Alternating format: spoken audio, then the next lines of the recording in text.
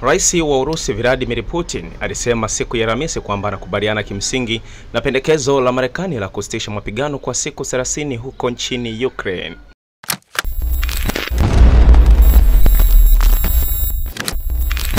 Rais wa Urusi Vladimir Putin alisema siku ya Alhamisi kwamba anakubaliana kimsingi na pendekezo la Marekani la kusitisha mapigano kwa siku 30 huko nchini Ukraine, lakini masharti hayo yanahitaji kufanywa kazi, na akasisitiza kwamba inapaswa kufungua njia ya amani ya kudumu.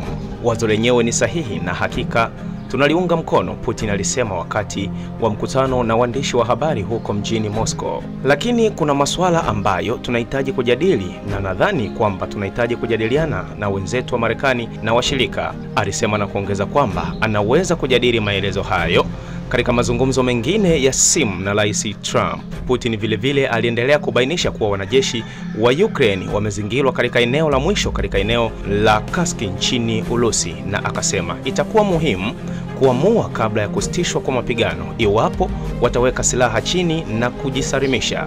Pia alibainisha haja ya kuunda utaratibu wa kudhibiti uwezekano wa ukiukaji wa mapatano, ingawa Kremlin imekuwa ikiondoa mara kwa mara wanajeshi wa magharibi kutumwa huko Ukraine kama ulinzi wa amani. Putin aliongeza kwa kusema, tunakubaliana na pendekezo la kusitisha mapigano, lakini tunaendelea na nadhani kwamba usitishaji unapaswa kuleta amani ya kudumu na kuondoa sababu kuu za migogoro.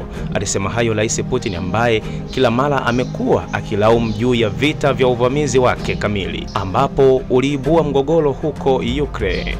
Mtazamaji wa channel hii ya Sanduku la Habari, usiache kusubscribe katika channel hii kama bado hujasubscribe, like, comment, share ili uendelee kupata habari zote zinazoruka hewani ndani ya taifa hili hata nje ya mipaka ya Tanzania.